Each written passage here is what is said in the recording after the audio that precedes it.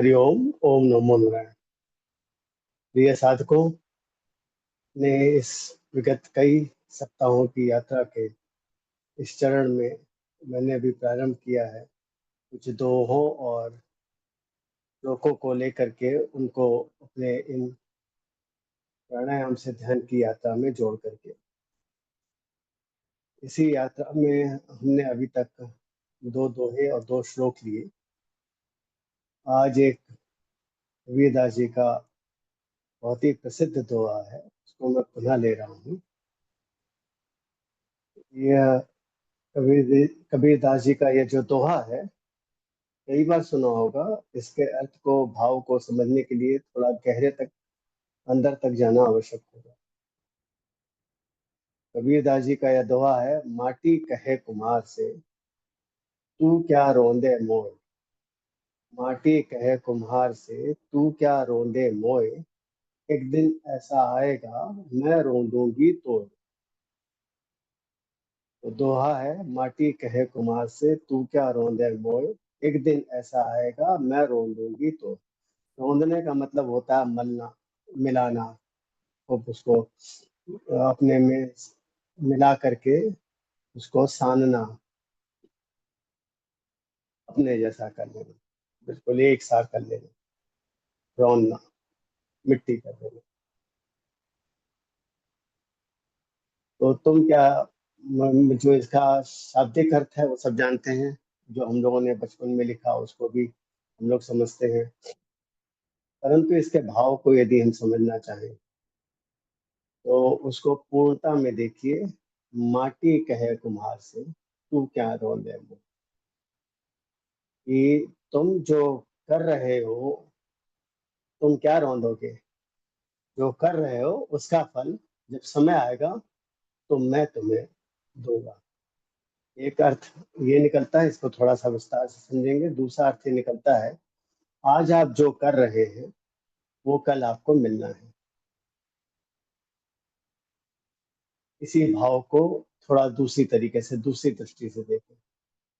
इन दोनों भावों को अगर एक साथ देखें तो आज जो हम योग दर्शन के इस अष्टांग योग की यात्रा पे हैं, और जो हम जिस मार्ग पे आगे बढ़े हैं, इसमें अगर हम कहीं रुक गए तो रुकावट आ गई ना, हमें यही मिलेगा, बाधा, कोई लाभ नहीं, आगे कोई बढ़ोतरी नहीं, किसी तरीके से हम आगे प्रगति नहीं कर सकते।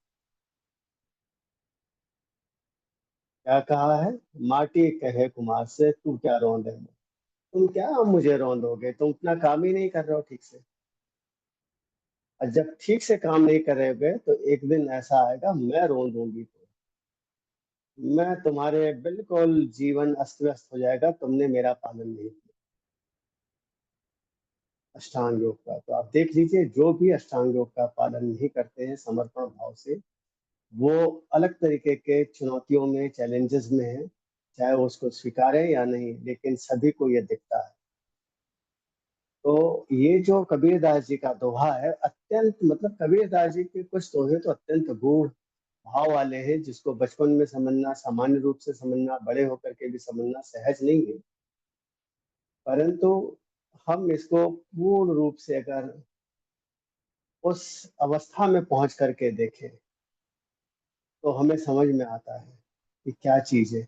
इसी को थोड़ा सा अलग दृष्टि से देखें, माटी कहे कुमार से तू क्या रौंदे मुंह,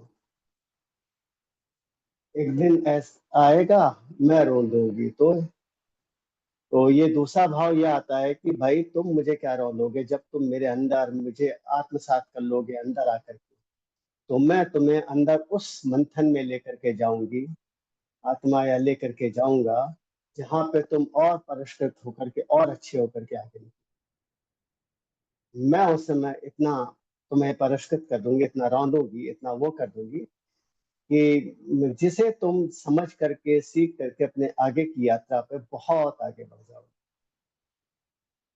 तो इसमें जो भाव को समझना है, इसको कैसे समझना है, इस दोहे के तो कुल मिलाकर के कहना ये कि जितने भी साधक इस मार्ग पे आगे बढ़े, प्राणायाम से ध्यान की यात्रा पे, सभी क्रमों का नियम से क्रमबद्ध तरीके से पालन करते हुए आगे बढ़े। नहीं तो आप कितना भी उसको रौंदेंगे, मतलब प्रयास करेंगे, काम करेंगे, उस पे करते रहिए, परिणाम कुछ नहीं निकलेगा और अंत में वो जो आपका कर्म फल है वही आपको रौंद देगा, वही आपको ऐसा सान देगा कि आप कहीं के नहीं रहेंगे।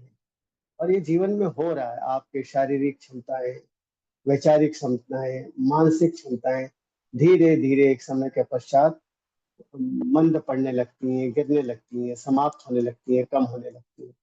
क्यों? क्योंकि यहाँ पे माटी बड़े स्पष्ट रूप से कह रही है कि तुम क्या मुझे रौंदोगे, आप इसे समझो और सीखो। जब तुम इसको सही से नहीं रौंदोगे तो ऐसा एक समय आएगा जब मैं तुम्हें रौंदूंगी। और दूसरा भाव ये क्या कहेगा कि तुम मुझे क्या रौंदोगे, तुम मुझे समझो, अच्छे से समझो, जितना मुझे अच्छे से समझोगे तो जब समय आएगा मैं तुम्हें उसका सब आगे की चीजें, विषयों के बारे में, आगे के क्रम के बारे में, आगे की उन्नति के बारे में मैं इतना समझा करके आपकी यात्रा सुगम कर दूंगी या कर दूंगा कि आपका मार्ग आगे का सहज हो। तो माटी कहे कुमार से तू क्या रोंदे मोए, एक दिन ऐसा आएगा मैं रोन दूंगी तो इस भाव से सांग योग को यदि हम आत्मसात कर लें और आत्मसात को इतना अपने अंदर कर लें कि आपको यह अष्टांग योग स्वयं अपने आपके इस प्रयासों से आपको इतना ऊपर उठा करके ले जाए कि आप वो भगवत कृपा को, उस परम शक्ति, दिव्य शक्तिमान को स्वयं आप उसको पा सके। तो साथियों, इसके लिए जैसा मैं बार बार कहता हूँ, प्रातः 6:30 बजे से आप प्राणायाम से ध्यान का जो सत्र चलता है उसमें जुड़े जूम के माध्यम से। जूम का लिंक प्रत्येक वीडियो के विवरण अंदर दिया जाता है, उसे आप बड़े आराम से जुड़ सकते हैं उस जूम लिंक से। नहीं तो व्हाट्सएप ग्रुप से जुड़ जाएं, उस व्हाट्सएप ग्रुप से जुड़ने पर आप अपनी बात, अपने संशय, अपने विचार एडमिन को रख सकते हैं, जिसका समाधान या उस पर क्या करना अगला निर्णय वो आपको सूचित कर दिया जाएगा। वो आप जूम से जुड़ करके या यूट्यूब वीडियो में देख सकते हैं। तो चलिए मिलते हैं कल सुबह प्रातः 6:30 बजे अपने प्राणायाम से ध्यान के सत्र में। हरिओम। ओम नमो नारायण।